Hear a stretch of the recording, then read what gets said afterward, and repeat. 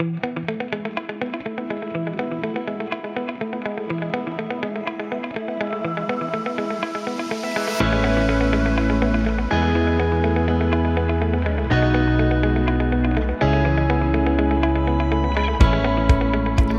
무너졌지만 사라지지는 않은 사람의 이야기라는 주제로 오늘 발표를 하게 된 주식회사 아쿠아큐어링의 대표 안신영입니다.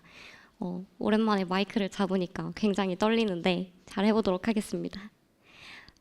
저는 말씀드린 것처럼 주식회사 아쿠아큐어링이라는 예비 사회적 기업을 운영하고 있습니다. 그리고 나름 우리나라 최연소 통장 역할을 맡고 있기도 하고요. 한국식물 레이아웃 협회 수석 작가의 역할도 맡고 있습니다. 저희는 잠깐 소개를 해드리자면 주식회사 아쿠아큐어링은 반려동식물을 매개로 한 멘탈케어 플랫폼이고요. 소셜 분야의 잡코리아가 되기 위해 준비하고 있는 기업입니다. 오늘 가장 어려운 이야기를 가지고 왔어요. 강연을 준비하면서 제가 수천 장의 증거 자료들과 페이지들을 보면서 과연 오늘 나는 어디까지 내려놓을 수 있고 그 다음에 여기 와주신 분들이 어디까지 받아들이실 수 있을까 정말 고민을 많이 해왔기 때문에 가장 어려운 이야기를 몇 년 만에 가지고 왔다고 생각하고요. 정말 아주 솔직하게 말씀드리면 끝까지 무너지지 않고 이야기할 수 있을지 아직 잘 모르겠습니다. 그렇지만 앉아 계신 분들이 많은 응원 주시면 그 응원에 힘입어서 잘 이야기해 보도록 하겠습니다. 37.4명, 이 숫자가 뭘 의미하시는지 혹시 아시나요? 바로 하루 평균 자살 사망자인데요. 30분에 한 명씩 우리 주변에 누군가가 죽고 있습니다. 요즘 저는 엄청 힘든 시간을 많이 보내고 있는데요. 죽음이 많이 보도되는 시기에는 과거의 트라우마가 발현되면서 울적하는 기분들 때문에 굉장히 힘이 드는 것 같아요. 저는 20대 초중반을 죽어야겠다라는 확신으로 보냈습니다. 21살에 안면도 없는 가해자에게 3년간의 사이버 스토킹을 입었기 때문이었는데요. 두 번의 입원과 끊임없는 자살 시도 그리고 충동 때문에 아직까지도 제 몸에 남아있는 PTSD, 그 다음에 우울증이라는 투병 생활은 아직까지도 현재 진행형입니다. 강연을 본격적으로 시작하기에 앞서서 여러분들과 공유하고 싶은 이야기를 먼저 해보려고 합니다. 우리는 왜 병으로 사망한 경우에는 투병했다고 표현하는데 정신질환을 앓다가 세상을 떠난 분들에겐 선택을 했다고 할까요? 극단적 선택이라는 용어는 자살이라는 거를 외면하려고 하는 자세가 반영된 신조어는 아닐까요? 저는 조금 더 당당히 공개하고 위로도 당당히 받으면 좋겠다라는 마음으로 이 자리에 나오게 되었고요. 그래서 오늘은 제가 그 시작을 한번 해보려고 합니다. 제 이야기를 들으러 와주셔서 감사합니다. 저는 2018년 여름 성매매 사이트에서 보고 연락했다는 전화 때문에 이 모든 것들이 시작이 됐던 것 같아요. 저는 21살부터 23살까지 대치동에 있는 한 독학재수 학원에서 근무를 했었는데요. 연구원으로 근무를 하고 있다가 돌아오던 밤에 전화 한 통을 받았어요. 그래서 전화를 딱 받았더니 한 남성분이 뭐라 얘기를 하더니 전화를 끊으시는 거예요. 그래서 잘못 전화했나 보다라고 생각을 하고 집에 들어가서 잠을 청하고 있었는데요. 새벽에 너무 더워서 잠이 깼는데 갑자기 핸드폰이 징하고 울려요. 그래서 전화를 딱 받았더니 저희 집 주소를 부르면서 저희 집 앞으로 오겠다는 거예요. 그래서 누구세요? 라고 물어보니까 그 남성분이 저한테 하셨던 말씀이 땡땡땡이라는 성매매 사이트에 본인의 얼굴과 본인의 나체 사진이 전화번호와 주소와 함께 올라와 있다는 거예요. 그래서 조건 만남 한 15만 원 정도로 우리 집에 오고 싶다고 하는데 그 얘기를 듣고 제가 꿈인 줄 알았어요. 그래서 너무 황당해서 어디서 그렇게 보고 얘기를 하셨냐라고 얘기했더니 저가 아닌 걸 알자마자 전화를 끊으시더라고요. 그래서 사실 그때는 저는 그냥 누군가의 장난이라고 생각을 했는데요. 그 이후로 이런 일들이 생겼습니다. 근데 이거는 제가 아까 말씀드린 것처럼 수천 장의 증거 자료들 중에 가장 약한 수위가 낮은 것들만 가지고 온 거고요. 보시는 것처럼 포털 사이트, 네이버, 다음, 카카오 모든 포털 사이트에서 하루에도 수십 개, 수백 개씩의 인증 문자들이 오기 시작해요. 그래서 도대체 이걸 왜 보내는 건가 생각을 했는데 가해자를 나중에 알고 보니 저를 괴롭히기 위해서 그랬다라고 얘기를 하더라고요. 정말 핸드폰을 집어 던져버리고 싶다는 생각이 들 정도로 계속해서 문자 메시지들이 오기 시작하니까 아무런 일을 할 수가 없었어요. 그리고 제가 페이스북, 인스타그램, 뭐 네이버 블로그 이런 SNS 계정들이 있었는데 저의 프로필 사진과 문구들을 똑같이 카피한 사칭 계정이 갑자기 생겼고요. 그 사칭 계정이 제 계정을 사칭 계정이라고 신고를 합니다. 그래서 제 계정이 사라졌어요. 그리고 가해자가 어떤 가상의 프로필을 만들어서 다른 사람들이랑 주고받은 그런 연락들을 자기가 만들어낸 그런 게시물들을 저한테 보내고 탈퇴하고 이런 괴롭힘들을 3년 동안 이어왔고요. 저는 3년 동안 가해자를 잡지 못했습니다. 그리고 제 개인정보를 이용해서 대포통장 신청도 하고요. 가해자가 누군지 모르는 상태에서 경찰서에 3번을 찾아갔는데 가해자를 잡아오라는 이야기를 들었어요. 우리는 잡아줄 수 없다. 그리고 제가 대학교 1학년 때 저는 이제 법학이랑 행정학을 전공을 했어서 1학년 때 형사소송법을 듣고 있었는데 교수님께서 저한테 맨 앞에 있는 저한테 리포트를 주시면서 안신영 학생 너무 잘했다, A플 받은 거 너무 수고했다라고 얘기를 하시면서 제가 겪고 있는 상황을 알고 계셔서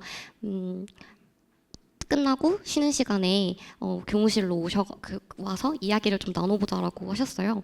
근데 그 얘기가 끝나자마자 제 뒤에 앉아있던 남자 선배가 다 들리게 그런 얘기를 하는 거예요.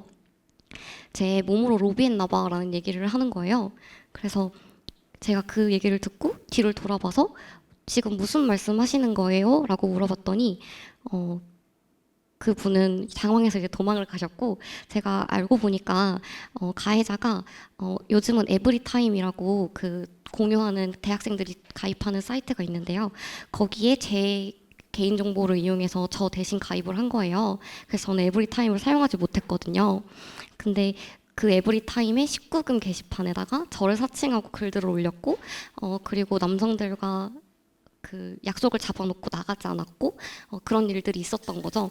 그러니까 대학교에 있던 선배들과 학우들은 제가 그런 일을 했을 거라고 당연히 생각을 하고 있었던 건데 아무도 저에게 그런 얘기를 해주지 않아서 저는 저에 대한 소문이 그렇게 돌고 있는지 몰랐어요.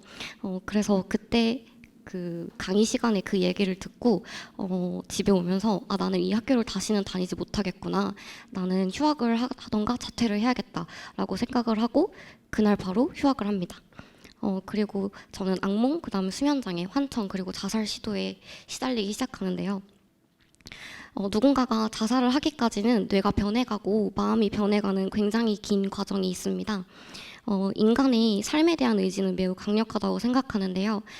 이거는 뭐 공론화가 되거나 명확하게 남겨진 근거 자료는 아니지만 나치 그 시대 때 나치가 인간이 삶에 대한 의지가 얼마나 강력한지를 보기 위해서 아이와 그러니까 신생아와 그다음에 엄마를 산모를 이제 물 안에다가 가둬놓고 어떻게 되는지를 봤다고 해요. 근데 이제 그때 당시에 이제 그 어머니가 처음에는 아이를 위로 올려놨다가 나중엔 자기가 살기 위해서 아이를 밟고 올라갔다라는 그런 이야기가 있을 정도로 인간이 삶에 대한 가지고 있는 그런 의지가 굉장히 강하다고 생각하는데 자살을 하기까지 사람들이 자살을 했다는 얘기를 들으면 그 용기로 살지 왜 자살을 했어? 라고 얘기하는 그런 폭력들이 굉장히 많은데 저는 대부분의 사람들이 죽고 싶다, 살고 싶다, 그 다음에 죽어야겠다라는 인지 과정을 거친다고 생각합니다.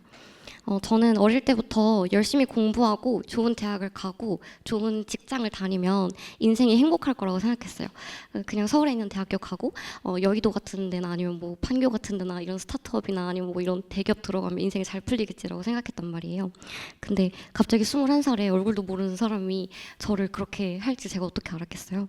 근데 저는 그래도 그 일이 생겼을 때 힘들긴 했지만 그래도 버틸만은 했었던 것 같아요. 근데 그런 무너지는 제 모습을 바라보는 제 가족들이 사실은 더 많이 힘들어했고 그 다음에 가족들이 보이는 비난과 비판과 저를 인정하지 못하는 모습들이 저를 더 많이 힘들게 했던 것 같습니다. 그래서 그때 내가 사랑하지 않는 사람들이 나를 사랑하지 않는다는 감정이 굉장히 어려운 감정이고 제일 힘든 감정이구나를 깨달았어요. 그래서 그때부터 현실과 꿈이 분리가 되지 않기 시작했고 하루 종일 잠만 자고 눈을 뜨면 아 그냥 깨있구나라고 생각했던 시간들이 저를 죽고 싶다라고 생각하게 만들었고요. 어느 순간부터는 정말 살고 싶다는 생각이 좀 강해졌던 것 같아요. 저는 공황발작과 자살 충동 때문에 굉장히 많이 힘들었었는데 막 숨이 갑자기 막 가빠오고 막 앞이 안 보여요. 그럴 때는 그냥 옷장 안에 들어가서 손목을 위로 뒤로 넘기고 제가 아무런 제 자신을 해치지 못하게끔 그 시간이 그냥 지나가기를 기다리는 거예요. 근데 이때 참 힘들었는데 힘들었던 이유 중에 하나가 또 뭐였냐면 병원을 가면 약을 먹을 수 있잖아요. 근데 이때 당시에 제가 병원비가 꽤나 비쌌어요. 근데 보험을 받으면 보험 처리를 하면 병원비가 굉장히 저렴할 텐데 저희 부모님이 취업을 하려면 정신과 이력은 남지 않는 게 좋다라고 이야기를 하셔서 보험 처리도 받지 못했고 그때 당시에 이제 대치동에서 과외를 하면서도 벌어야 됐던 돈들을 이제 병원비에 다 쏟아붓고 이제 변호사 비용에 다 쏟아붓기 시작하는 거죠. 그래서 어느 순간부터는 병원에 가기도 힘들어졌고 그래서 그냥 버티기 시작했던 것 같아요. 그래서 그때 살고 싶다라고 생각을 하다가 어느 순간부터는 그냥 죽어야겠다는 생각밖에 안 드는 거예요. 그래서 한 번은 막 가을에 낙엽이 막 떨어지는데 나 저 낙엽에 맞으면 죽겠다라는 생각이 드는 거예요. 그러니까 그만큼 삶에 대한 의지가 하나도 없었던 거죠. 그리고 제가 마지막으로 자살 시도를 하고 중환자실에서 깨어났을 때는 그때 의사 선생님이 중환자실에서 딱 눈을 떴는데 온 세상이 하얘요. 그래서 왜 죽으려고 하셨어요? 라고 하시는 거예요. 그래서 제가 그냥 죽어야겠다고 생각해서 죽었어요. 왜 살리셨어요? 라고 얘기했던 의무 기록이 아직까지 남아있더라고요. 그래서 제가 2020년 8월 20일 블로그를 썼던 글이 있어서 좀 가지고 와봤는데 제가 이때 저는 사람들이 살아가는 게 아니라 죽어간다고 생각을 했어요.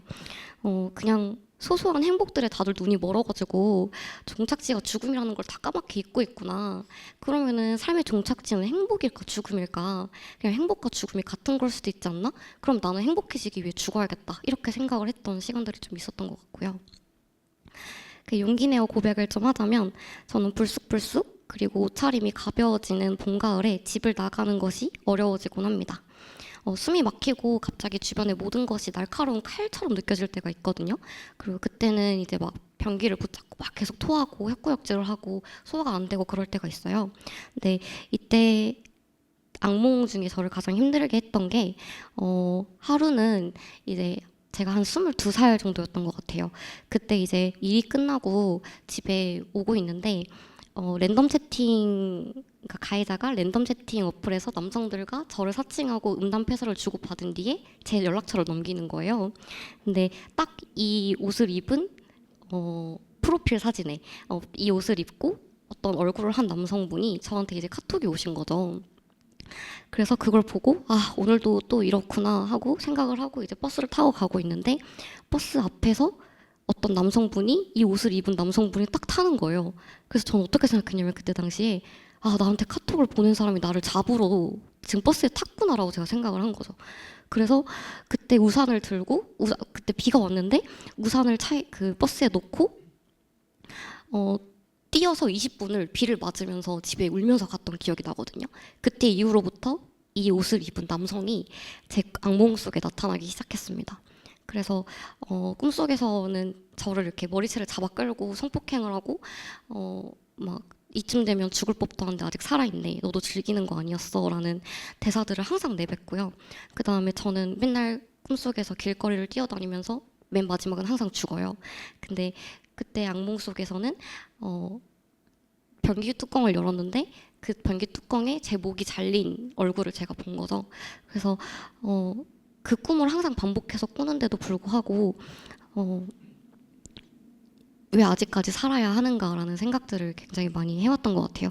근데 어느 순간부터는 이게 머스트 태스크가 되어가고 있는 거예요. 이런 일들이 발생하지 않으면 진짜 더 큰 일이 있을까 봐 불안한 거죠. 나는 이런 힘든 것들을 해야 되는 게 당연한 사람인데 누군가가 나한테 연락해서 나를 이렇게 괴롭혀야 하는데 왜 오늘은 아무 일도 없지? 왜 오늘은 조용하지?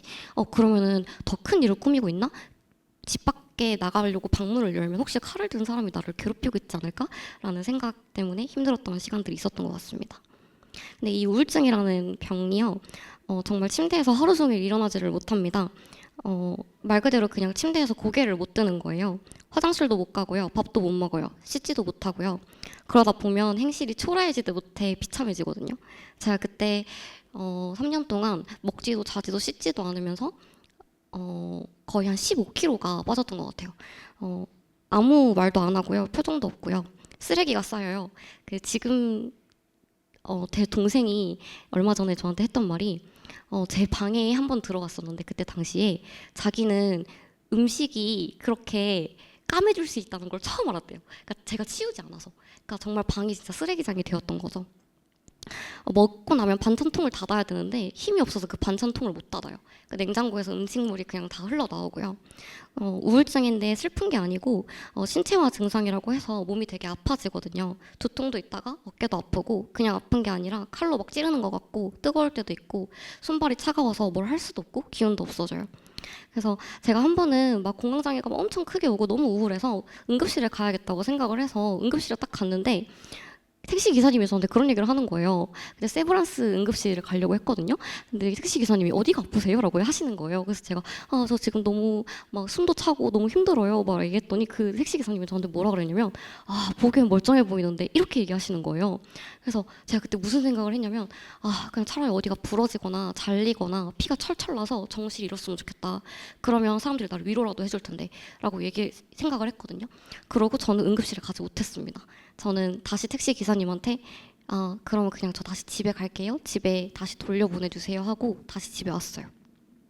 근데 그때 의사 선생님, 저는 이제 그 이후로도 계속 병원을 갔으니까요, 의사 선생님께서 저한테 뭐라 하셨냐면, 이 약을 먹으면요 신영님 회복이 되고요, 회복이 되면 의욕이 생기고요, 그 의욕이 생기면 힘이 생기기 때문에 자살할 수 있는 용기가 생겨요. 그러니까 되게 조심해야 돼요 라고 얘기를 하시는 거예요. 그래서 제가 그 얘기를 듣고 뭐라고 생각했냐면, 나도 죽을 수도 있고 안 나와도 죽을 수도 있다는데 난 도대체 어떻게 해야 하나 라는 생각이 좀 들었던 것 같습니다.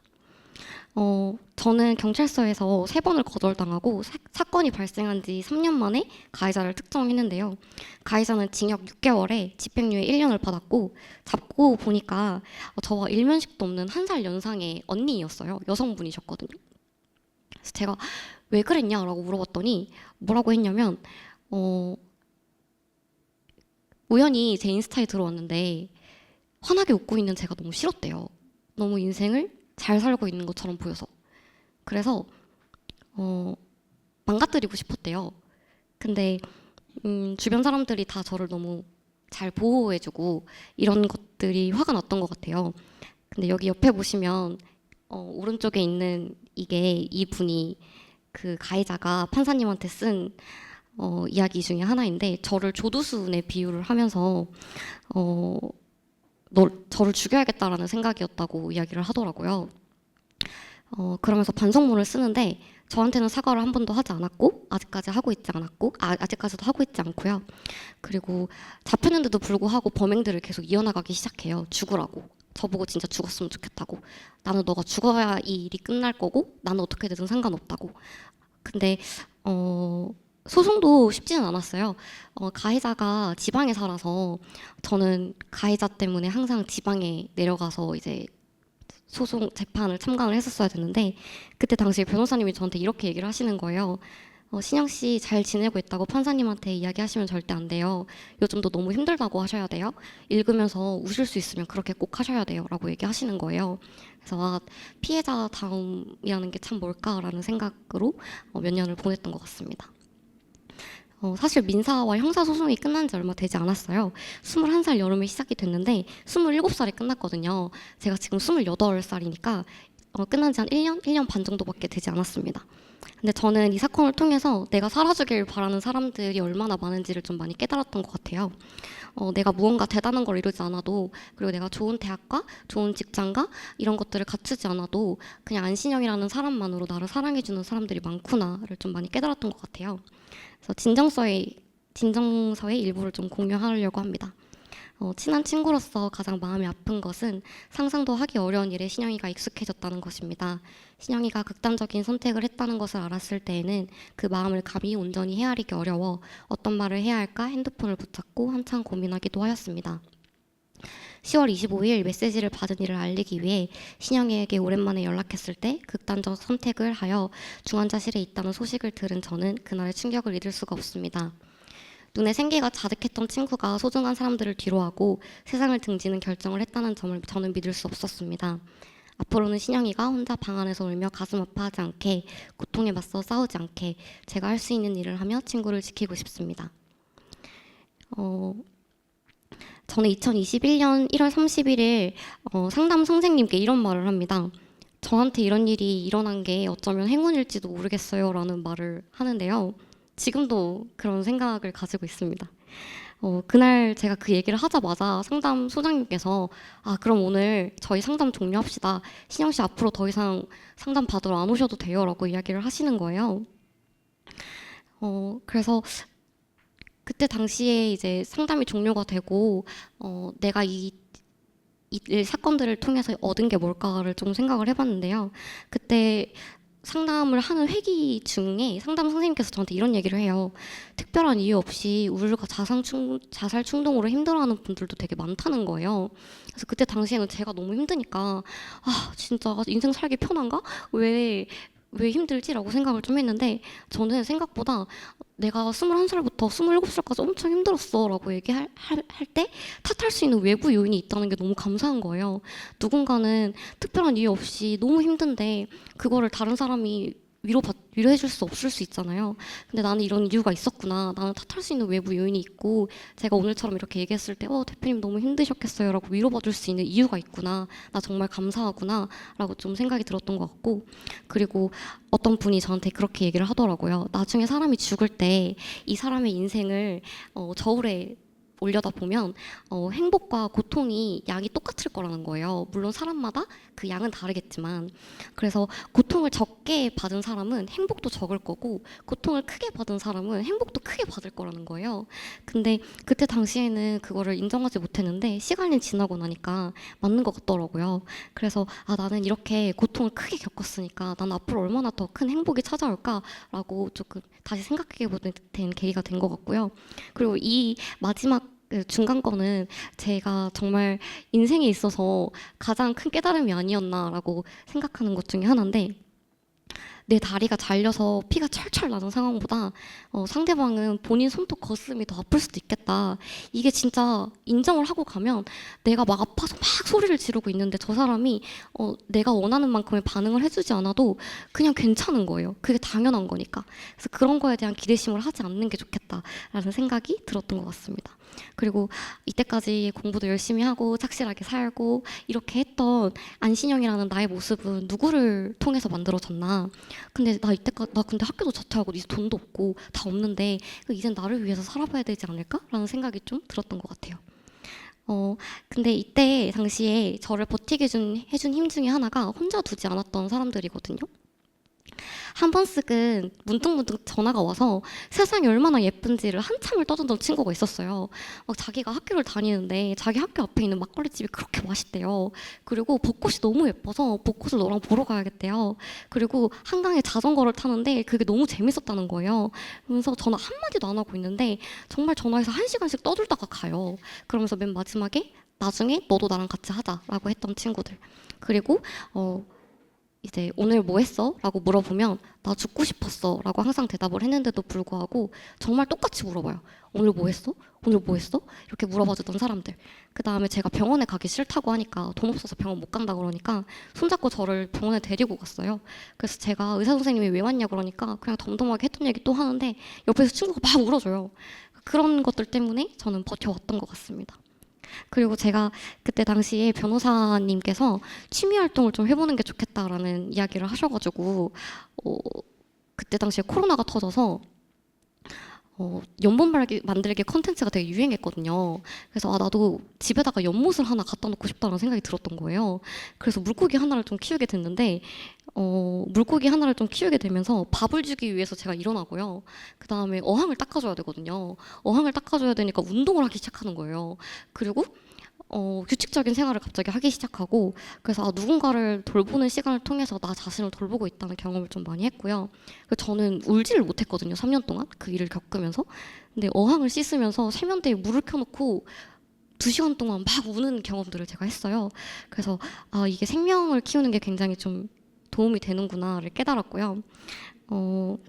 그때 당시에 제가 사실 집에 중환자실에서 퇴원을 하고 집에 오던 길에 남양주시에서 청년창업과 1기를 모집한다는 현수막을 봤는데 제가 그때 통장에 딱 30만 원 남아 있었거든요. 근데 돈을 벌어야겠는 거예요. 병원을 다니든 뭘 하든 먹고 살려면. 그래서 사업자 등록증을 아무 생각 없이 냈고 그래서 유튜브에도 나오고요. 워디즈 펀딩도 하고 그다음에 어화동동 부쿠아라는 개인 사업자로 시작을 해서 이런 물고기들을 수입해서 유통하는 사업들을 하기 시작했습니다. 근데 하룻밤에 순수익이 막 200만 원에서 400만 원씩 남기 시작하고 그때 당시 이제 택배 포장을 하거나 이런 사람들을 써야 하니까 나랑 비슷한 경험을 한 사람들한테 지지받을 수 있는 안전한 사업장을 제공해주고 싶다는 생각이 들었어요. 그래서 범죄 피해 생존자를 고용을 해야겠는데? 라고 생각이 들었는데 고용노동부의 취약계층이 재소자는 인정을 받는데 범죄 피해 생존자는 인정을 못 받는다는 거예요. 너무 화가 나는 거예요. 그래서 이런 그 가해자의 처벌에만 관심이 있고 사람들의 고립과 치유라는 키워드에는 관심이 없는 대한민국은 정말 큰 문제가 있다. 나는 이런 구조적인 문제를 사회적 기업이라는 형태를 통해서 바꿔봐야겠다라는 생각이 들어서 사회적 기업을 준비를 해서 작년에 예비 사회적 기업 지정을 받았고요. 그래서 저희는 심리적으로 고립된 사람들을 위한 플랫폼 서비스를 제공을 하고 있습니다. 아쿠아 케어링은 멘탈 케어 기업이에요. 아까 앞에서 보셨던 것처럼 물고기나 파충류, 양서류 이런 친구들, 그다음에 식물들 이런 이색 반려 동식물들을 기반으로 한 취미 플랫폼을 제공을 하고 있고요. 단순히 취미 활동만 제공하는 것이 아니라 나중에는 치유가 된 사람들이 밖에 나와서 일을 할 수 있고 사회로 돌아갈 수 있는 교두보의 역할을 해주고 싶다라는 생각이 들어서 단순 소비자에서 끝나는 게 아니라 생산자가 될 수 있게끔 안에서 포트폴리오 관리도 해주고 단기 인력 또는 정규직으로 채용될 수 있는 기회도 제공하고 있습니다. 그래서 아쿠아 케어링은 1년 반에서 한 2년 정도가 된 기업인데요. 플랫폼 개발 전에 이 사업을 수행하기 위한 연계 사업들을 개발해 왔어요. 그래서 교육 서비스도 하고 있고, 그 다음에 매장이나 뭐 사료 개발, 뭐 이런 제조 이런 것들을 통해서 제조 유통 사업들도 하고 있고요. 그 다음에 공공기관이나 기업 뭐 이런 곳에 어항 설치, 플랜테리어, 뭐 벽면 녹화 사업, 수경 재배 타워 이런 사업들도 하고 있습니다. 강연을 마무리하기 전에 제가 좋아하는 문장들을 좀 공유를 해보고 끝내려고 합니다. 밖에서 보기에는 별것 없어 보이는 사소한 이유들이 삶을 포기하게 만들듯 보잘것없는 작은 것들이 누군가를 살아있게 만든다. 그 누군가 내민 손이 고마워서 누군가 떠나도 끝까지 곁을 지켜준 사람에게 미안해서 이 험한 세상에서 버텨온 내 자신이 불쌍하고 대견해서 우리는 살아가고 있는지도 모른다. 생의 기로에선 사람을 살릴 수 있는 최소한의 일은 큰 것이 아니라 누군가에게 눈길을 주고 귀 기울여서 이야기를 들어주는 것이 아닌가 하는 생각이 든다. 사람이 사람에게 할 수 있는 가장 잔인한 일은 혼잣말 하도록 내버려 두는 것이다. 올해는 제가 2년 정도 준비해온 원고를 책으로 내보려고 합니다. 스레드도 가끔 소식 남길 테니 마음 관심 부탁드리고요. 이상으로 심리적 아픔이 스펙이 되는 문화를 만드는 기업 주식회사 아쿠아 큐어링의 대표 안신영이었습니다. 감사합니다.